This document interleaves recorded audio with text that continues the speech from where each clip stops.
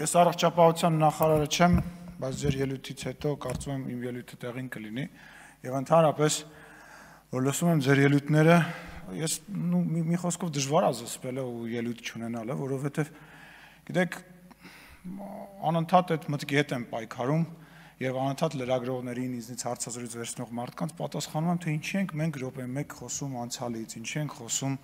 ինչի ենք իրար հետ վշտվում, ինչի ենք վիճում ստեղ, ինչի է այդ կռիվը տեղի ունենում,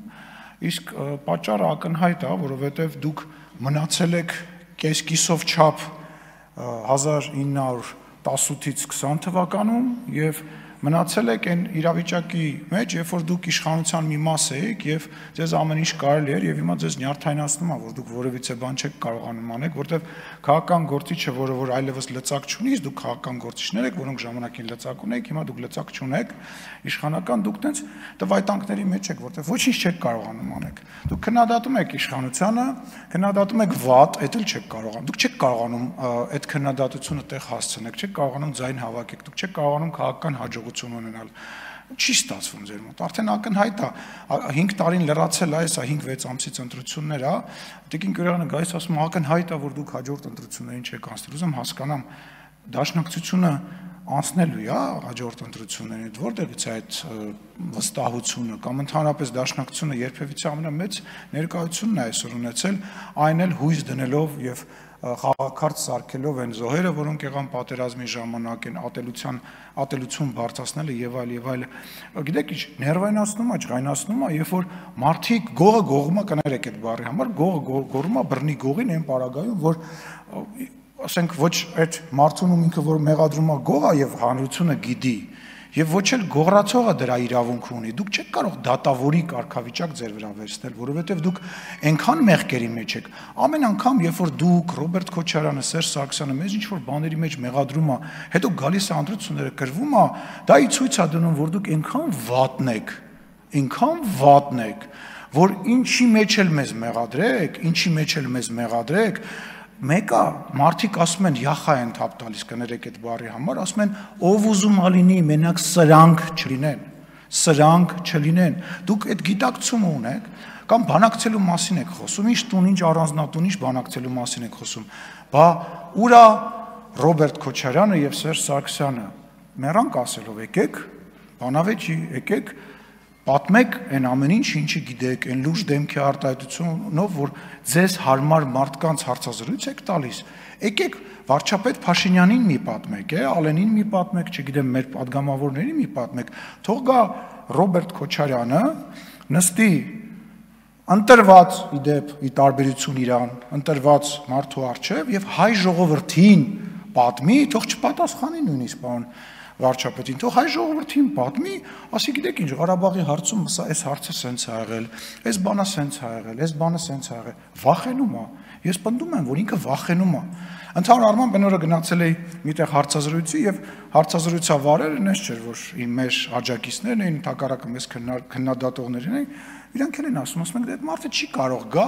եւ խոսի, ոչ ինքը կարա խոսի, ոչ այն մի անձնավորությունը, մերժվածը կարա գա խոսի, իրանք այդ հնարավորությունը ոչ ինտելեկտուալ, ասում եմ, այն պարագայում, երբ որ լրատվամիջոցները կառավարելի են, երբ որ հրավիրում ես քեզ ուզած մարդկանց եւ քո ուզած հարցերն են տալիս, հետո մի հատ էլ լավ մոնտաժում ես, հետո ուզենաս կարա հարցազրույց տա։ Բա ինչի՞ չեք գալիս բանավիճելու։ Ամբողջ հույսը դուք եք մնացել Տիկին Վարդանյան, որ կգաք ստեղ կգորգռակ եւ բանով անչա, օդը չհերիքելով ինչ որ Վերջին 5 տարվա ընթացքում անընդհատ այդ նույն ֆրազաները կասեք, այդ մեքենայի տակ գցած այդ ում մասին եք խոսում, ուզում եմ հասկանամ։ Այդ ինչի մասին եք խոսում, ինչի եք դրա մասին խոսում, որն է ձեր քաղաքական օրակարգը։ Լսեք, հույսներդ կտրեք։ Ակնհայտ է, բոլոր հարցումները դուք էլ լավ գիտեք, չգիտեմ, նույնիսկ այն մարդիկ, ովքեր որ ձեզ են աջակցում, դա ասում են, դուք ընտրությունները պարտվելու եք, նկատի ունեմ, որ ակնհայտ է, որ դուք հավաքելու եք շատ ավելի շատ քիչ ձայներ, քան նախկինում եք ստացել ձեր բացակայելու պատճառով։ Այսօր քննարկում եք, որ քաղաքացիական պայմանագիր խմբակցությունը մոտավորապես մի 10 րոպե ֆորում չի եղել, ոչ գալիս եք աշխատելու, ոչ պաշտոններն եք վերցնում, ոչ գնում եք գործուղում ձեր գործ անեք, այն որ ասում է մի փուճուր խմբակցություն, ձեր փուճուր խմբակցությունով են երկու հոգին էլ իրանց կարևոր զգացին այսօր, մենք ամբողջ աշխատանքը մեր խմբակցությունով այս քանի տարի է ապահովում ենք։ Միջազգային կառույցների հետ ենք, հիմա մեր գործողումը կեսը գործողում է գնացել, այս մարդիկ գնում են գործողումի տարբերություն ձեզ։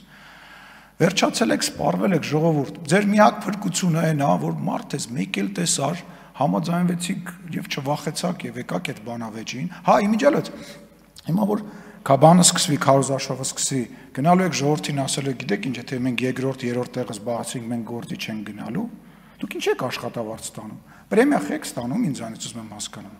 Այդ պրեմիաները, որ տալիս եմ, ինչ եք վերցնում։ Առաջ տենց ձևական ինչ որ հանձնում էիք, չգիտեմ, ինչ որ ֆոնդեր, հիմա եք վերցնում, հա։ Իսկ աշխատավարձ եք ստանում, այո, իմ գրպանից որպես հարկատու։ Ինչ եք փող ստանում, ուզում եմ հասկանամ, եթե դուք գործի չեք գալիս։ Մի հակաճառեք, ինձ հեսա իմ ժամանակը նորից կավելացնեմ։ Ինչ, այո, ձեր ժամանակը ավելացնում եմ, ես էլ եմ պատգամը, որ իմ ժամանակն էլ կարամ ավելացնեմ։ Դուք մի խոսեք, դուք չեմպիոն եք այդ հարցում, ես ուզում եմ գտնեմ մի օր, երբ որ դուք ձեր ժամանակի մեջ լինի դա հարց թե ելույթ կտեղավորվեք, դուք ընդհանրապես դրա մասին մի խոսացեք։